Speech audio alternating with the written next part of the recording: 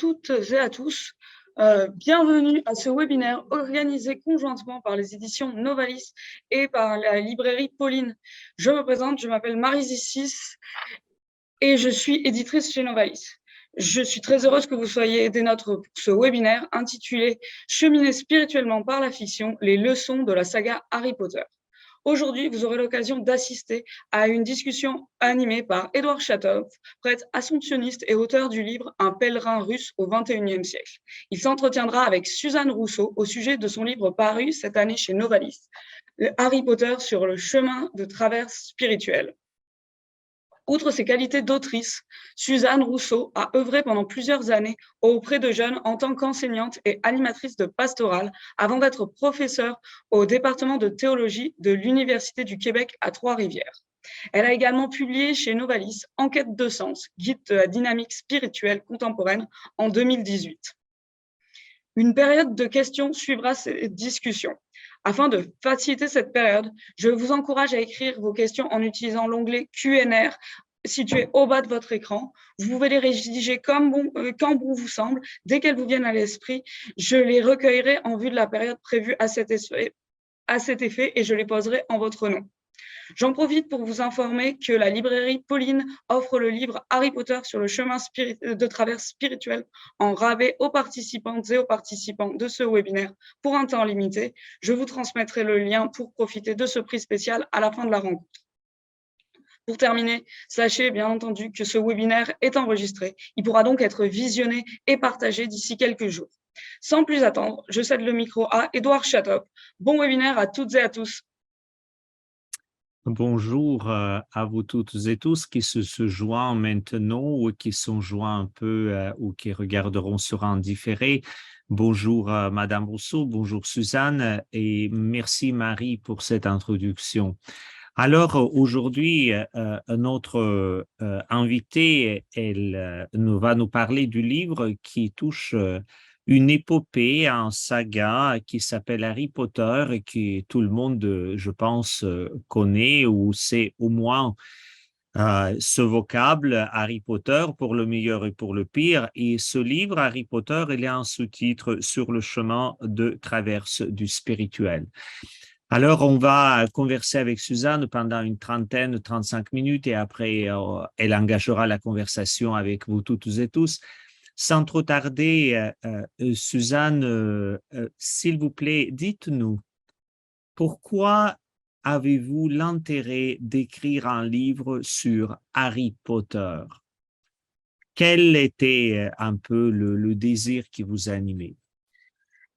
Alors, bonjour à toutes et à tous. Ça me fait plaisir d'être là. Oui, à la question pourquoi j'ai écrit un livre d'Harry Potter, d'abord, je suis une fan d'Harry Potter depuis longtemps. Mais dans ma carrière de théologienne, j'ai été très préoccupée par les gens qui ont pris une distance par rapport à l'Église. Comment ils réussissaient à vivre leur vie spirituelle en dehors d'un contexte confessionnel, dans un ordre d'une pratique religieuse. Et à mesure que le Québec a avancé dans cette prise de distance par rapport à l'Église, on a des jeunes, toutes des générations qui ont suivi sans contact avec le phénomène religieux d'une façon significative pour eux. J'ai donc réfléchi sur comment quelqu'un vit sa dimension spirituelle en dehors d'un contexte confessionnel ou d'une pratique religieuse, parce que dans notre génération, on était habitués, on avait la spiritualité chrétienne, on avait la spiritualité thérésienne, ignatienne, on avait différents modèles de spiritualité. Qu'est-ce qui arrive aux gens qui n'ont pas de contact avec la dimension religieuse? Et moi, j'ai émis l'hypothèse dans mon livre « En quête de sens ». Dans ce livre « En quête de sens », j'ai émis l'hypothèse que tout être humain est spirituel parce qu'il est conscient du temps et de l'espace, qu'il a une attirance pratiquement spontanée pour le mystère, étant donné qu'il est dans un contexte de temps et d'espace, il sait que ça va finir. Il se pose des questions de ce qui a commencé, comment ça va finir, pourquoi cette personne est sur la Terre. Alors, les grandes questions d'identité fondamentales, les grandes questions du début de l'histoire, de la fin, y a-t-il une vie après la mort? Tout le monde se pose ces questions-là. Les religions essaient d'y répondre. La dimension spirituelle d'un grand nombre de jeunes reste en suspens. Et cette génération de 25, 35 ans, 40 ans ont été touchés par la saga d'Harry Potter. Un auteur qui se respecte écrit évidemment des personnages avec cette dynamique spirituelle naturelle.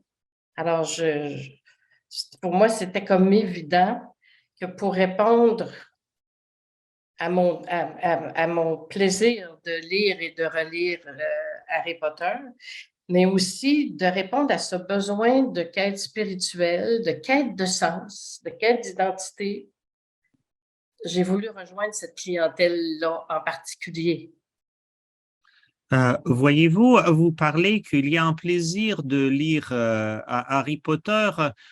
Ce livre, quand même, a surpris beaucoup la société actuelle parce que on dit que les jeunes ne lisent pas trop ou lisent peu. Et voilà, ce livre, c'est-à-dire ce saga qui est constitué en fait de 7 assez gros livres, il a attiré l'attention et tout le monde l'a lu. Comment expliquez-vous aussi un peu cet intérêt pour la lecture? Pensez-vous que la quête spirituelle est liée profondément à l'acte de lire? Oui et non. Je pense que dans la génération des plus jeunes où ils sont très attirés par les écrans de toutes sortes, ça va leur prendre un certain temps où il y a besoin d'une initiation scolaire ou familiale pour la lecture. Pourtant, on s'est dit que l'Internet, même avant la télévision, ferait que le livre mourrait. C'est faux. Le fait de tenir un livre en main, c'est comme si on entre soi-même dans une histoire, dans un monde qui nous est unique pendant le temps qu'on lit. C'est extrêmement attirant, ce qui fait qu'un jeune qui est mis tôt en contact avec la lecture va nécessairement être heureux de lire l'histoire d'Harry Potter. Ce qui est étonnant, c'est que souvent, on a pensé que cette œuvre-là était pour les jeunes. Et pourtant, elle rejoint, j'ai une cousine qui vient de terminer mon livre, qui vient de me dire, finalement, c'est une grande réflexion sur l'humanité. Je vais relire Harry Potter avec cette lunette-là.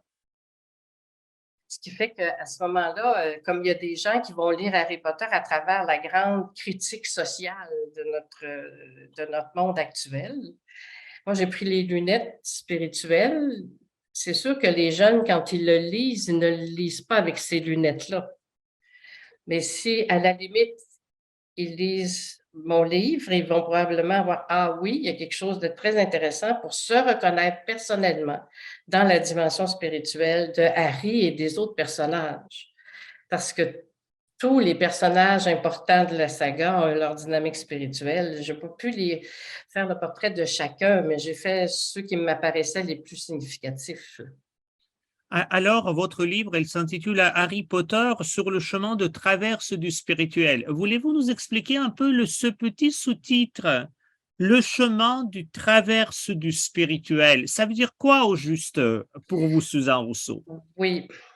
En fait, je dois dire que c'est ma nièce de 25 ans qui m'a forcé avec mon neveu à écrire le livre. À un moment donné, je traînais, puis je ne savais pas trop comment aborder la question. Ils m'ont dit, il faut que tu l'écrives, ma tante. C'est sûr que tu dois l'écrire. Elle a trouvé le titre. Or, le chemin de traverse, les fans d'Harry Potter savent que c'est le premier contact que Harry a dans le monde de la magie. Le personnage Hagrid l'amène dans le monde de la magie. Il ouvre la porte du chemin de traverse. C'est pour ça que sur le livre, vous avez cette fameuse symbolique du mur de briques qui est déjà présent dans le premier, dès le départ du premier film et du premier livre, évidemment. Et il rentre en contact sur le mail commercial du monde de la magie où il peut acheter sa baguette magique, les vêtements, les livres, les grimoires et tout. Un chemin de traverse, c'est prendre un chemin de travers de la voie royale. Quand on prend un chemin de traverse sur l'autoroute, c'est parce qu'on veut aller dans un endroit spécifique qui n'est pas nécessairement en lien sur la voie royale. La dimension spirituelle, il faut que je m'y attarde pour la réaliser dans ma vie. Je peux la vivre plus ou moins consciemment, mais à un moment donné, si je veux évoluer sur le plan spirituel, je dois prendre ce chemin de traverse d'une façon peut-être un petit peu plus spécifique. C'est mon grand rêve à travers le livre. Alors, dans votre livre, vous nous amenez sur ce chemin qui est constitué des étapes qui un peu façonnent le 8 chapitres de votre livre. Voulez-vous nous dire un petit peu plus quel est le chemin, disons, quelqu'un qui est en quête spirituelle, plus consciemment, ou peut-être moins consciemment? Quelles sont les étapes que vous avez repérées, que vous nous invitez à traverser?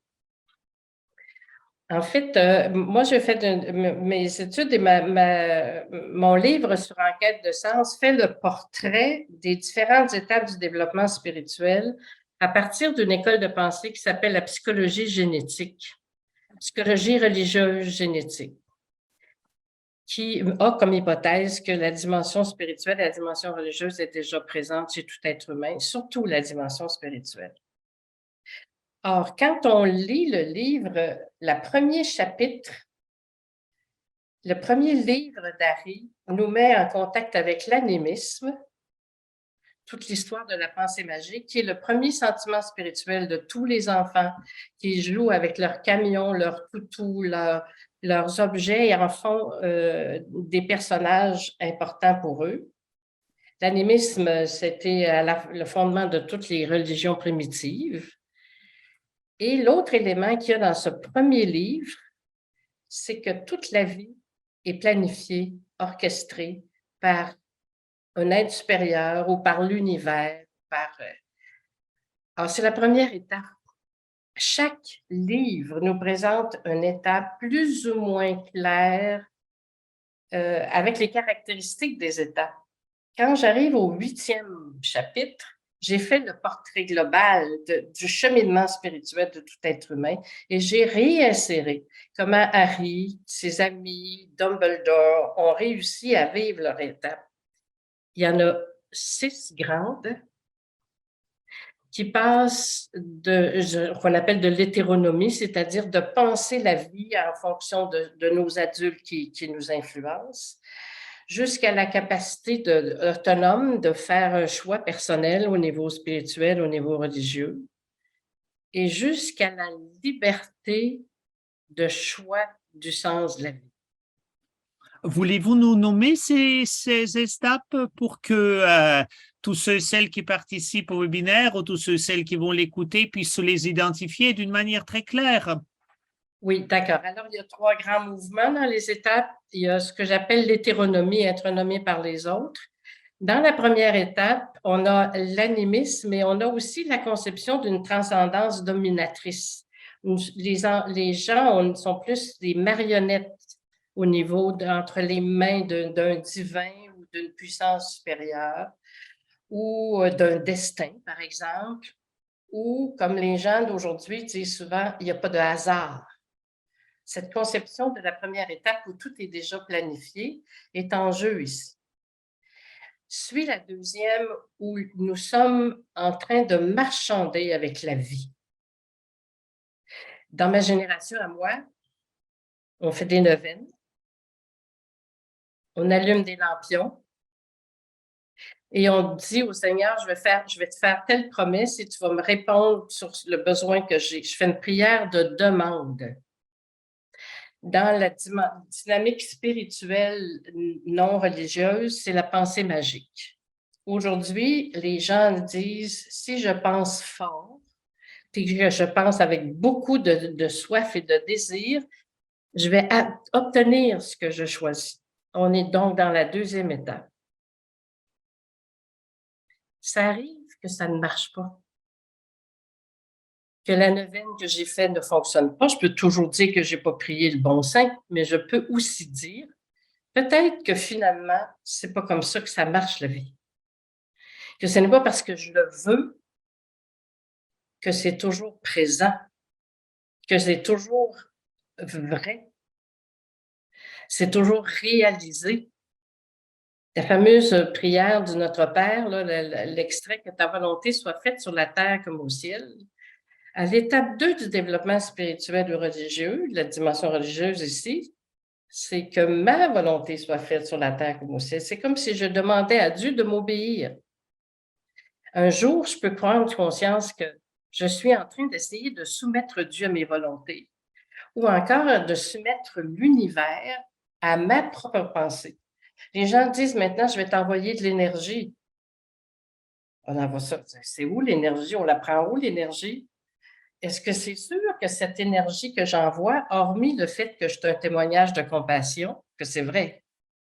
Quand ça ne marche plus, on se retrouve dans l'étape d'une recherche d'autonomie. Dans le livre d'Harry Potter, c'est le 5e tome qui va mettre Harry en face de ça. Il est pris avec la dynamique de victime, bourreau, sauveur, ce qu'on appelle le triangle de Kaufman. Il veut absolument être la victime de ce qui lui arrive, puis il lui est arrivé des choses effectivement très pénibles, mais évidemment, à un moment donné, Hermione va lui dire « Arrête de jouer victime et de t'imaginer que tu es tout seul au monde. » Et à partir de ce moment-là, ils vont créer l'armée de Dumbledore. Et l'armée de Dumbledore, c'est la prise en charge des jeunes dans une situation qui est problématique. Ils deviennent autonomes par rapport à la dynamique psychologique et spirituelle qui leur permet de passer du pourquoi au comment. La troisième grande étape du développement spirituel, c'est de passer du pourquoi, arrêter de poser des questions, pourquoi ça m'arrive et qu'est-ce que je vais faire avec. Et là, on est dans la capacité d'autonomie spirituelle. À la fin du 5e livre d'Harry Potter, Harry vit un deuil majeur, il a perdu son parrain parce qu'il a suivi, excusez l'expression, sa tête de cochon. Il a décidé que c'est vrai que Sirius était pris dans la chambre des mystères. Et il est embarqué avec ses amis pour aller le sauver, alors qu'il ne se rend pas compte qu'il est en train d'être manipulé. Cette perte majeure va lui faire comprendre que l'autonomie, c'est aussi couplé de la vulnérabilité. Qu'un être humain, au bout de la ligne, il ne peut pas tout.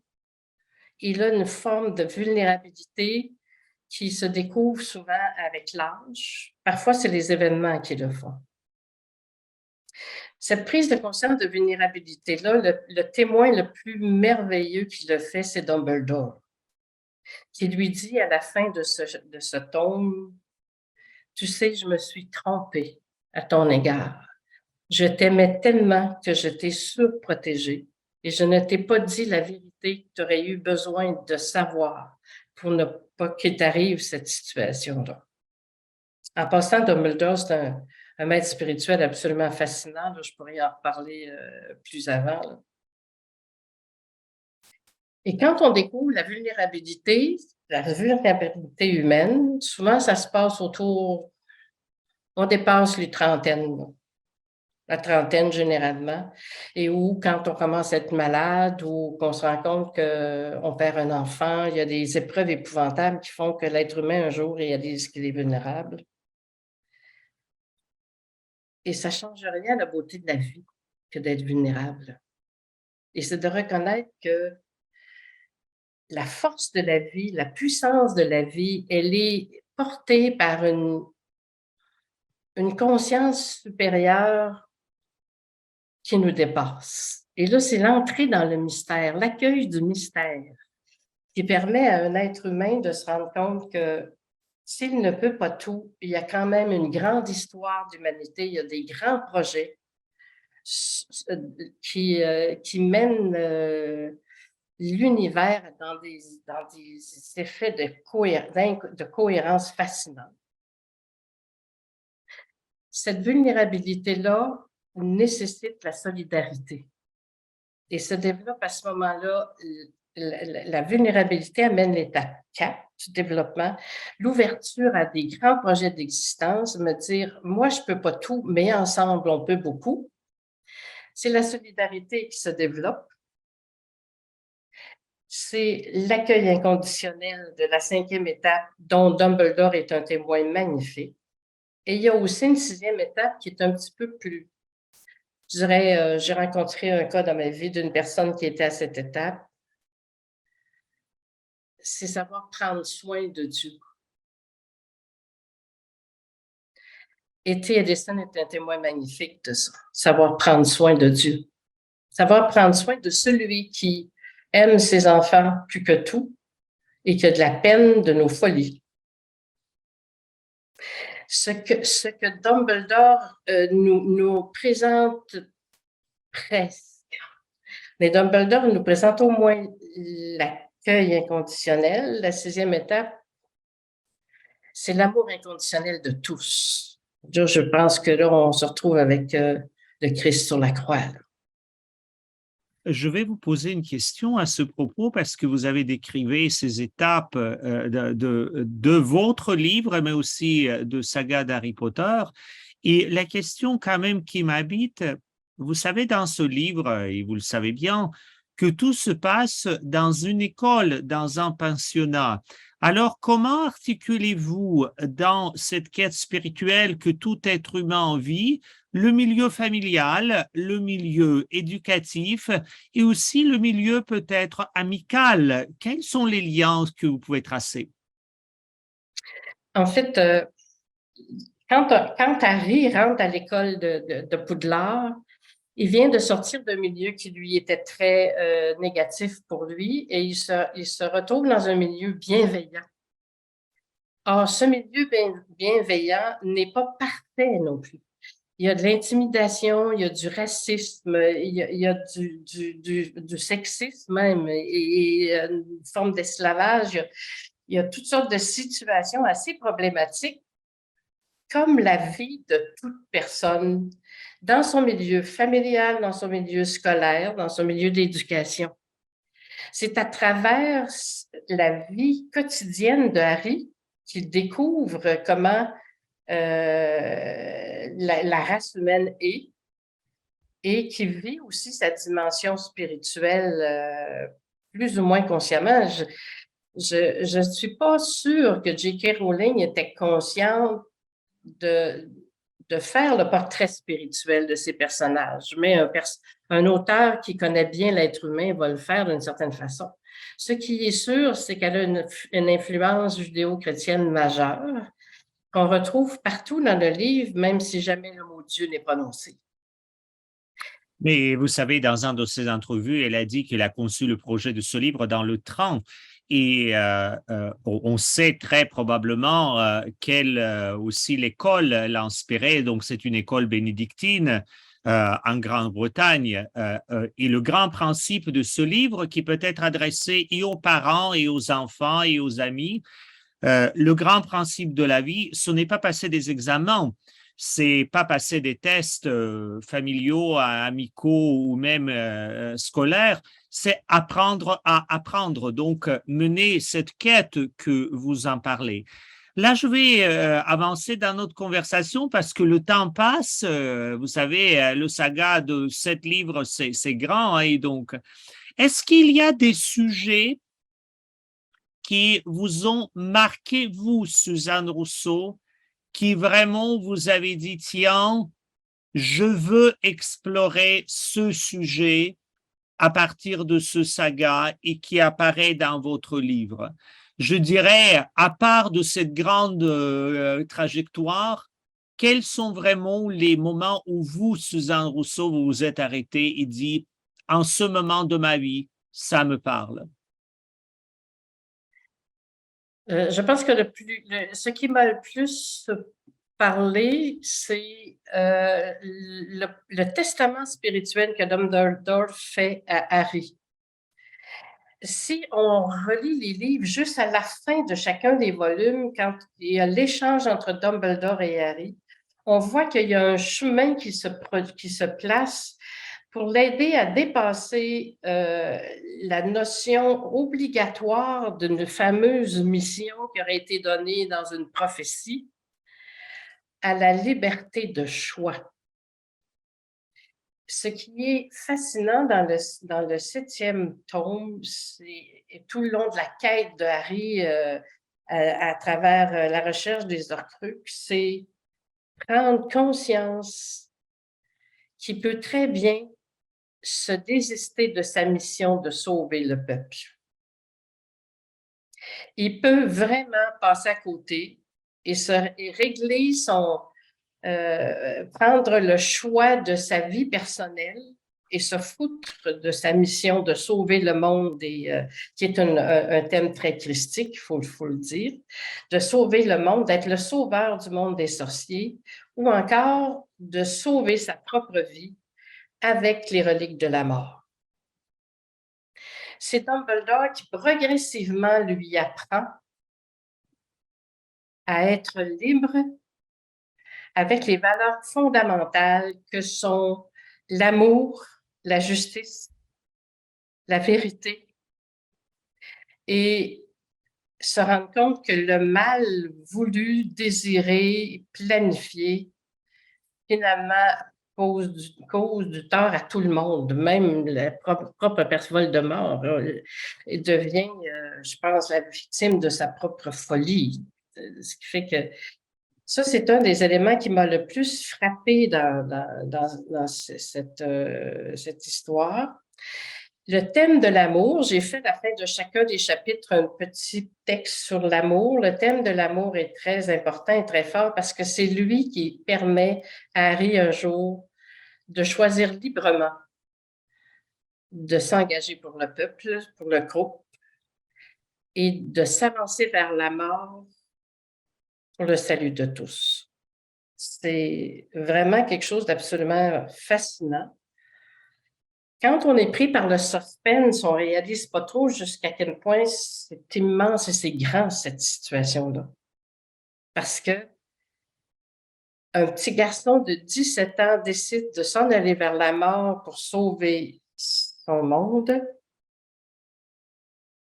Je ne sais pas quelle grandeur d'âme J.K. Rowling a, mais arriver à présenter une chose comme ça sur un petit garçon de 17 ans qui a été finalement guidé spirituellement par Dumbledore d'une année à l'autre. Ce passage je suis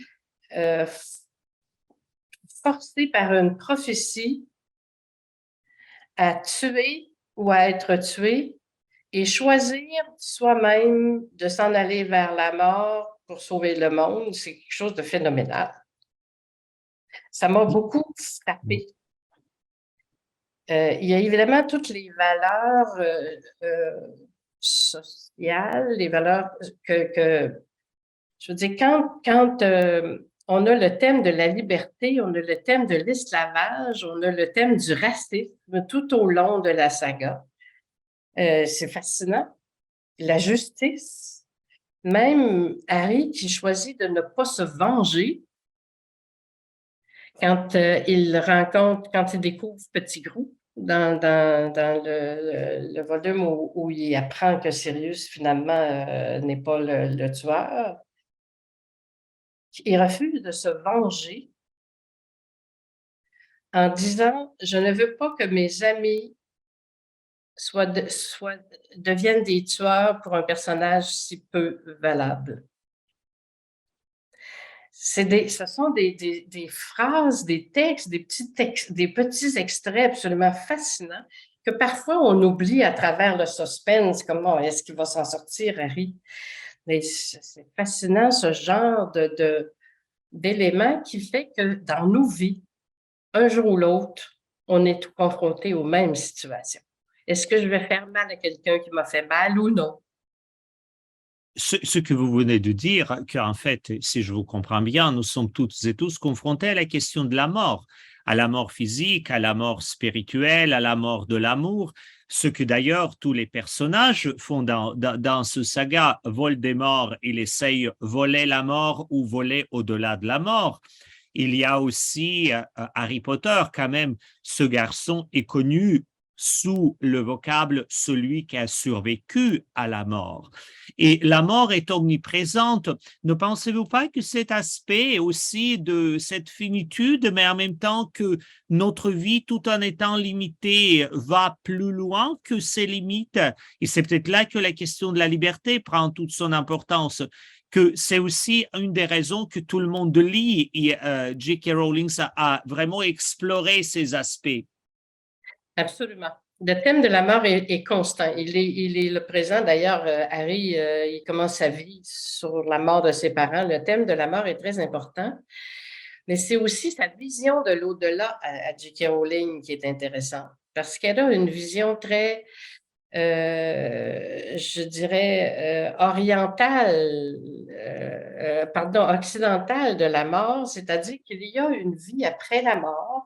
Elle a une conception dualiste de l'être humain qui est assez intense, l'être humain avec son âme immortelle, son corps mortel.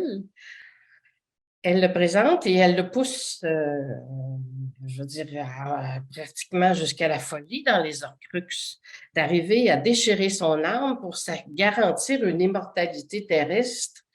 Cette soif de l'humanité d'être immortel est présent chez tous. Et dans la saga, il est constant. Mais elle présente aussi l'idée qu'il y a une vie après la mort. On le voit quand Harry est en contact avec ses parents dans le fameux miroir du Riséd, mais on le voit aussi dans l'arche, dans la maison du mystère, dans la chambre des mystères. On entend parler avec la petite Luna, qui est, je pense, la petite philosophe de la saga. Luna qui est d'une sagesse fascinante et qui lui parle de la mort. Et elle lui dit, pour voir les sombrales, tu dois avoir été mis en contact avec la mort. Il y a cette soif d'immortalité et de vie après la mort qui est constante. La saga commence avec la mort des parents d'Harry et ça se termine par son propre chemin personnel vers la mort pour sauver l'ensemble. Alors, c'est constant, constant. La seule question que Harry ne sait jamais qu'il va sauver tout le monde. C'est-à-dire ce qu'on découvre à travers de cette saga, et peut-être c'est aussi une grande attrait, le grand attrait de cette œuvre, que J.K. Rowling nous apprend que l'amour, même s'il traverse la mort, il doit être gratuit, il doit être donnant, il doit accueillir l'autre et pas seulement penser qu'est-ce que j'en peux retirer de l'autre, ce qui est d'ailleurs un grand problème de Voldemort, le grand personnage à l'opposé d'Harry Potter. Oui, effectivement, il y a ça. Mais Harry, la façon dont il a été élevé tout petit, il a été élevé comme devant être au service des autres. À la maison, avec les Dursley, il est le serviteur.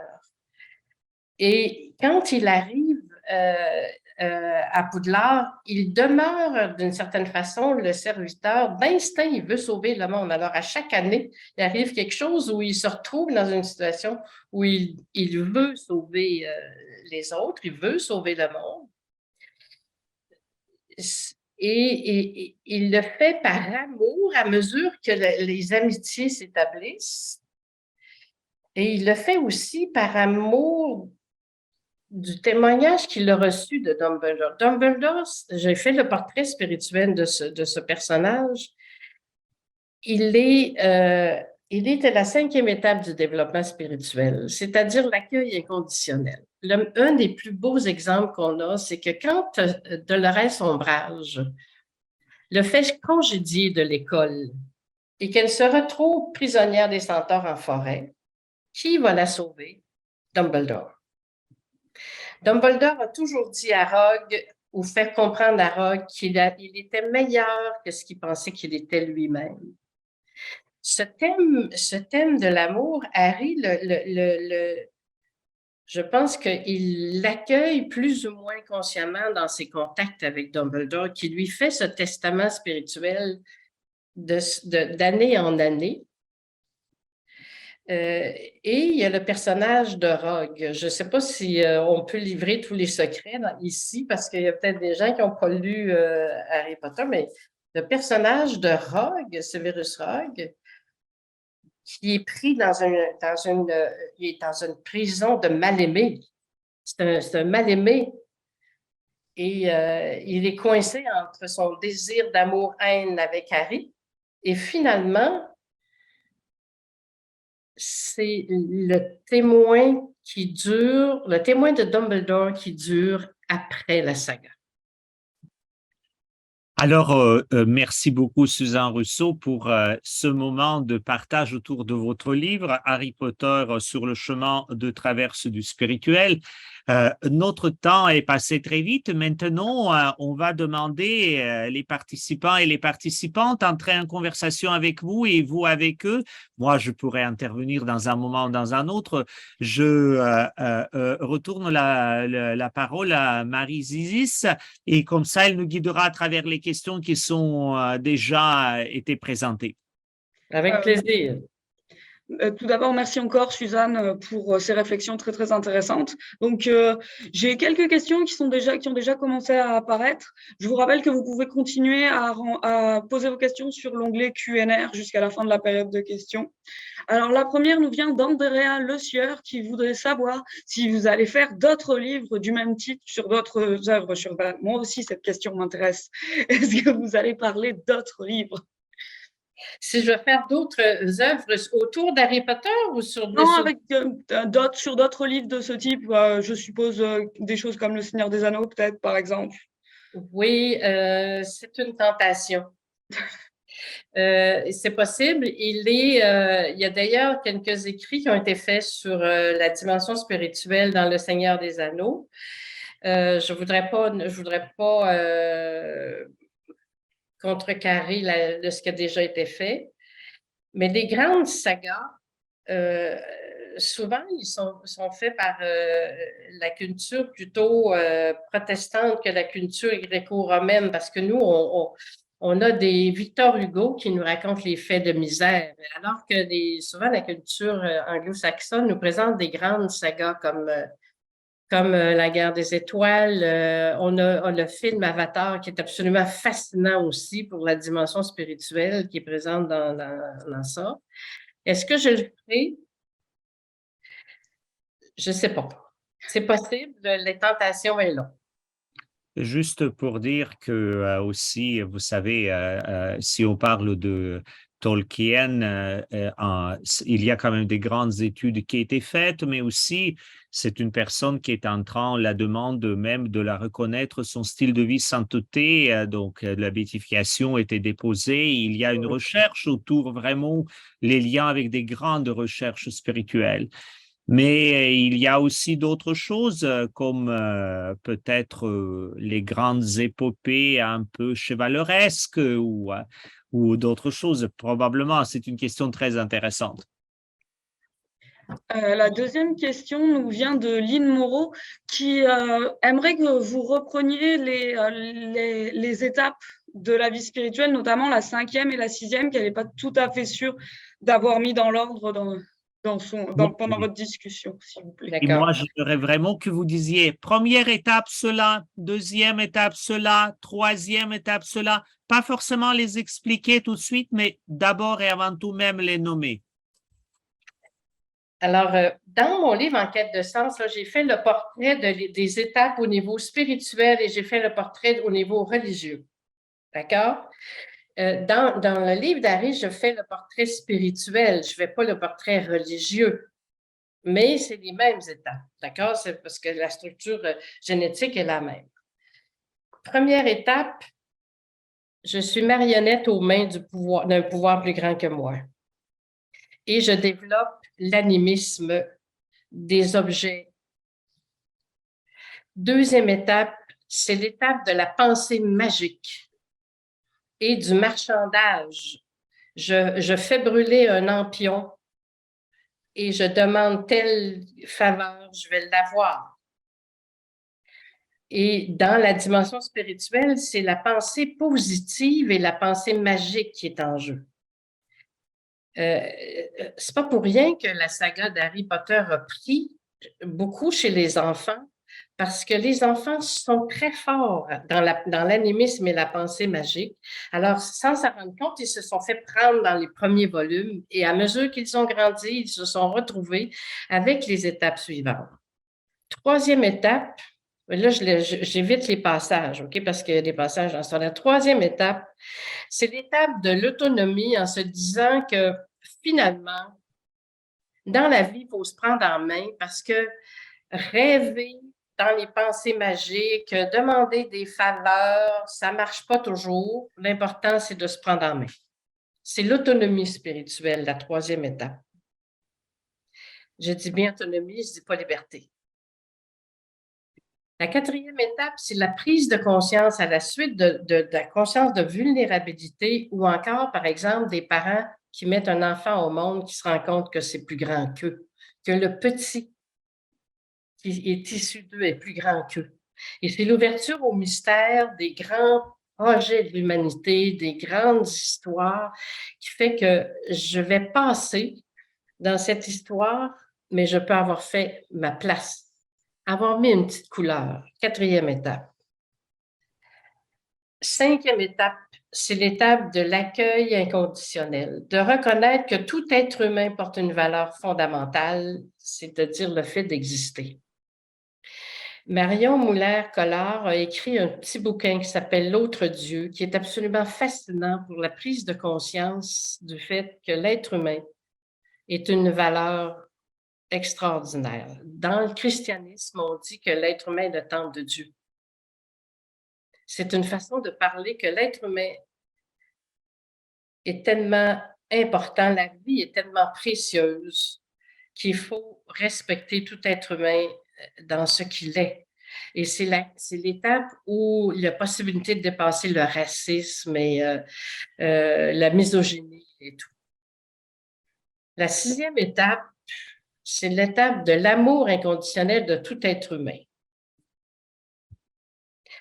C'est l'étape où E.T. Ellison, en plein camp de concentration, dit « Je vais passer le reste de mes jours, Dieu, à faire que je ne t'oublie pas en moi. »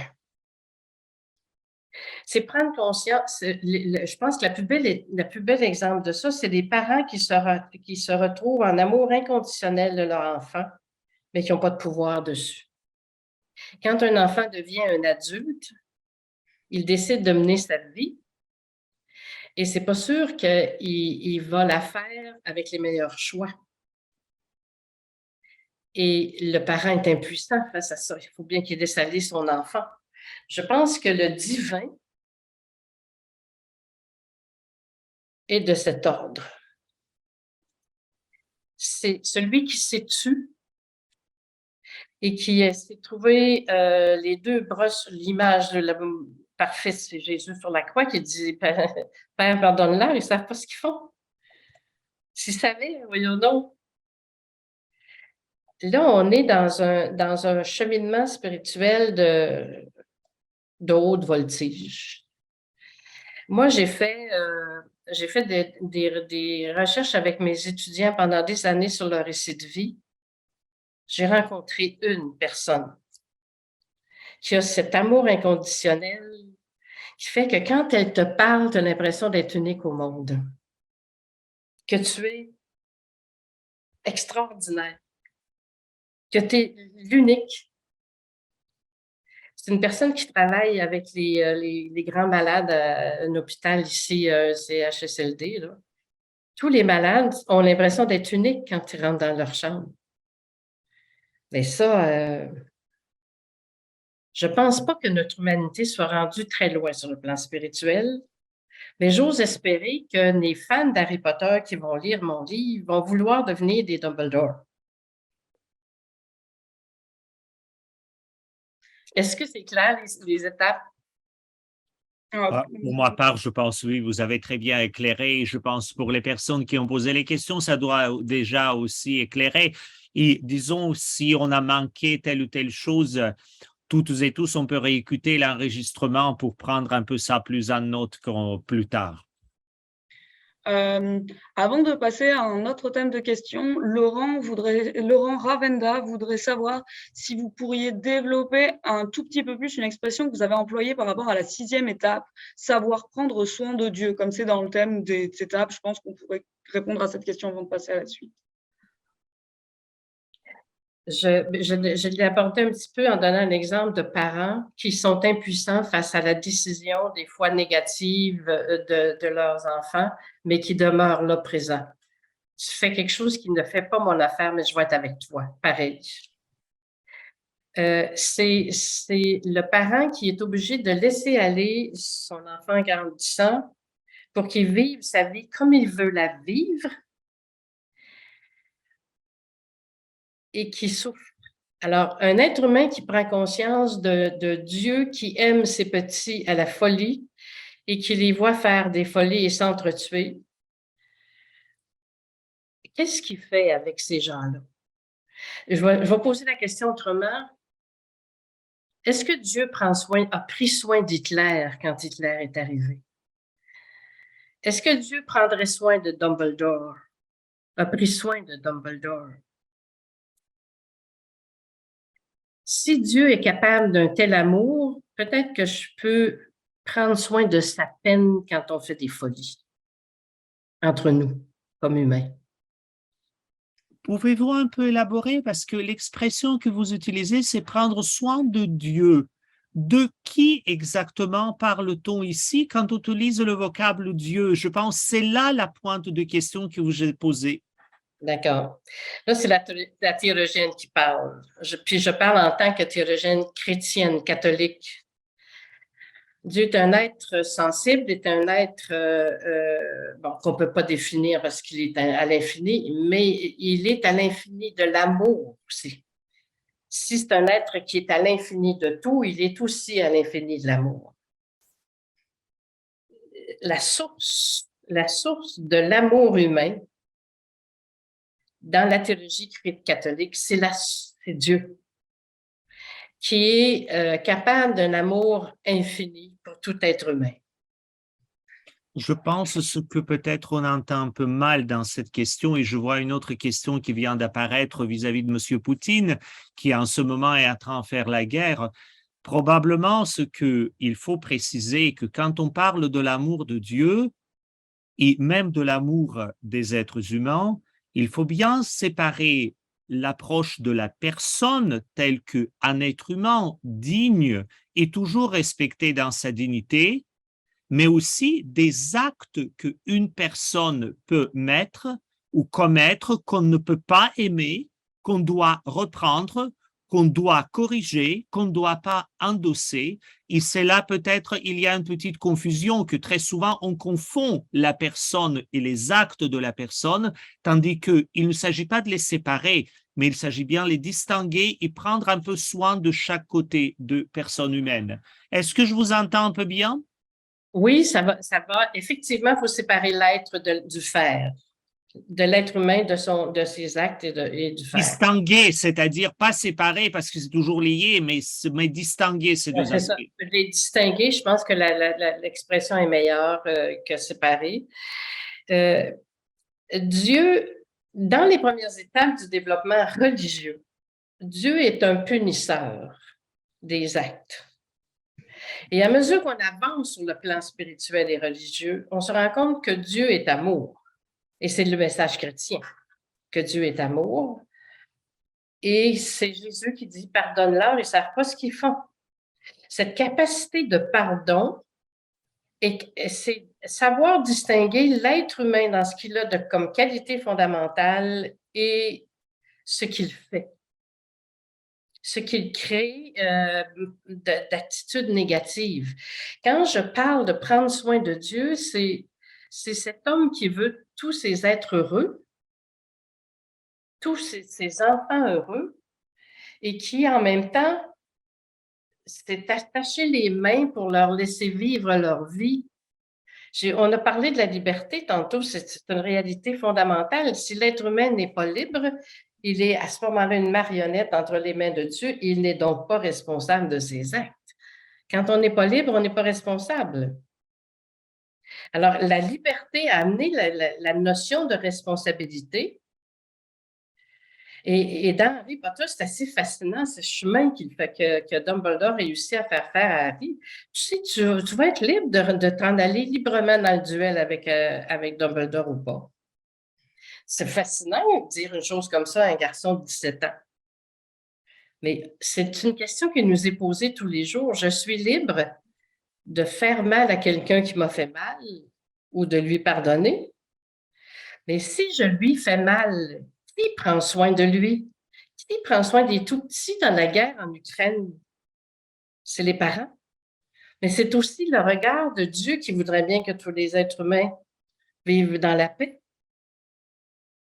À ce moment-là, quand je parle de prendre soin de Dieu, je sais que c'est complexe parce que peut-on prendre soin d'un être supérieur? Je pense qu'on peut prendre soin du volet de sa tendresse pour nous. Et de se rendre compte que cette tendresse, elle est à l'infini pour chacun. Ce qui fait que moi, j'ai hâte de voir.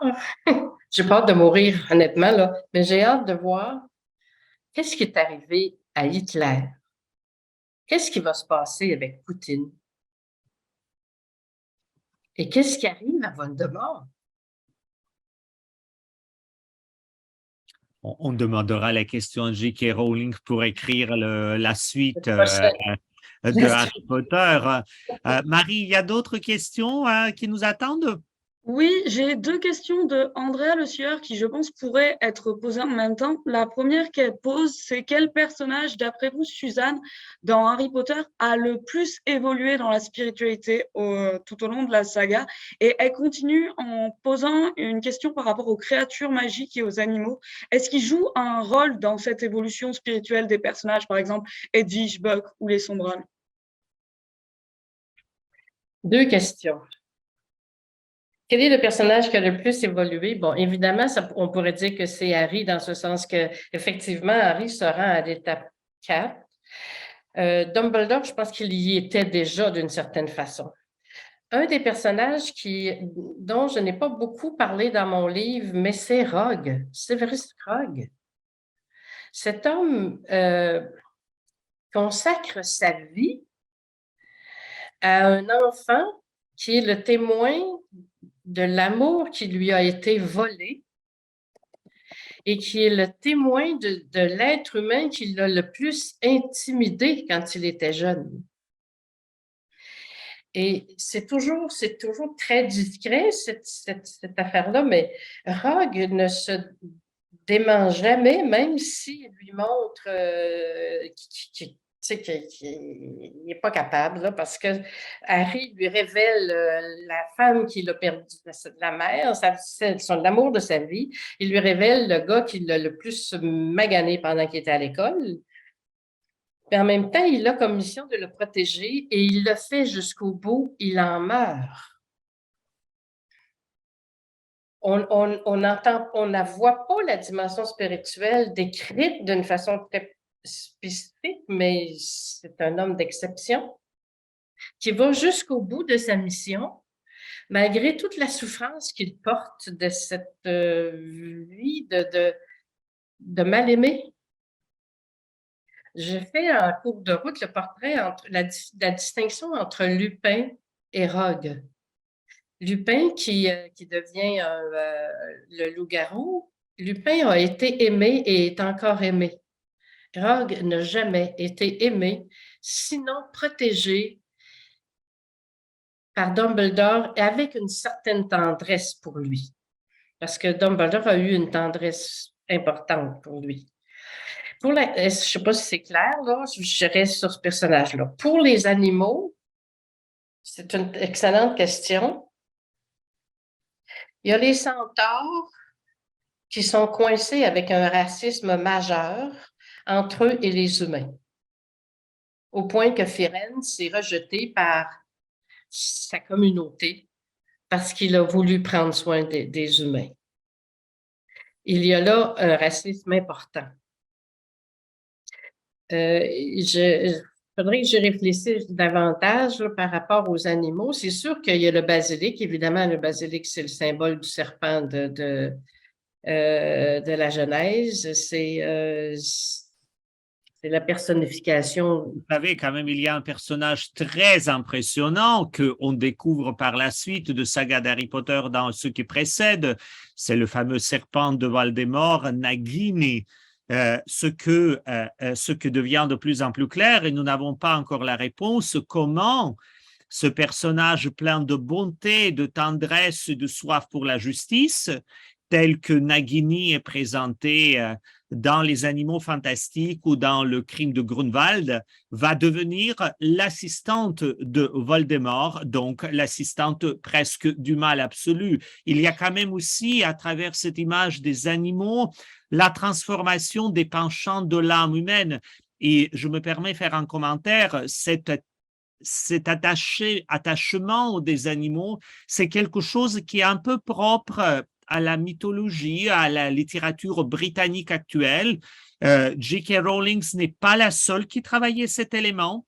Les lecteurs ou ceux qui regardent les productions visuelles, on voit très bien qu'il y a Philip Pullman avec His Dark Materials qui a exploré aussi cet aspect dans ses personnages. Le temps court et on va peut-être aller vers la dernière question.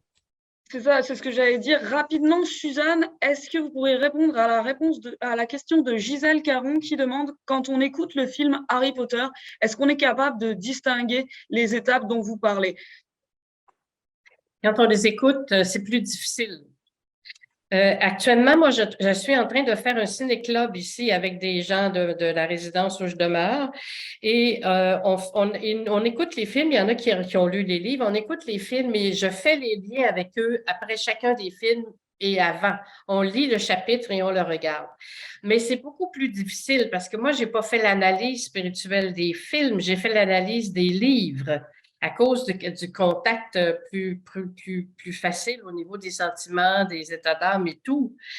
Il se présente, moi je rêve que dans les écoles, on fasse la lecture ou encore le ciné-club et qu'on le fasse accompagné de mon livre pour qu'on aide les jeunes à sortir de la pensée magique, par exemple, et de l'animisme, parce qu'ils sont capables de cheminer à mesure qu'on avance dans le processus. Ils sont capables de le faire. Je rêve de ça. J'espère que les écoles un jour oseront. Mais c'est plus difficile avec les films. Merci beaucoup, Suzanne. Moi, je vous remercie pour ma part pour cette conversation très intéressante. Et en concluant, je dirais que vous nous a permis, comme l'école de Hogwarts, donc ça provient de vieux anglais, c'est une herbe qui pousse sur les roches, que sur un peu les roches de l'inattendu et l'inconnu de notre connaissance sur Harry Potter, on peut un peu progresser. Merci beaucoup, hein? Et merci beaucoup à tous les auditeurs et auditrices. Un grand plaisir et un plaisir de vous avoir rencontrés tous. Malheureusement, comme le père Édouard Chatov vient de le souligner, notre séance tire à sa fin.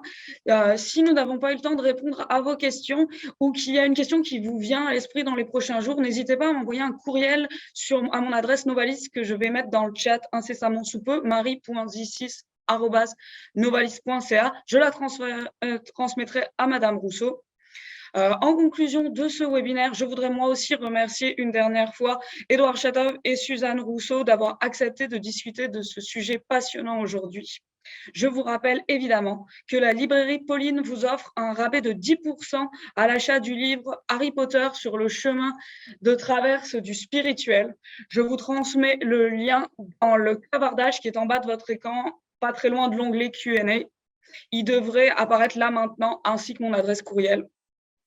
Le rabais vous sera également envoyé dans le courriel récapitulatif qui est lié à votre inscription à ce webinaire d'ici quelques jours. Et vous avez jusqu'au 4 janvier 2023 pour profiter de ce rabais. Finalement, merci à vous tous, les participantes et les participants. J'espère que vous avez apprécié ce webinaire et que vous allez vous réinscrire pour notre nouvelle saison qui commence en janvier avec un webinaire qui sera une discussion avec Louis Roy.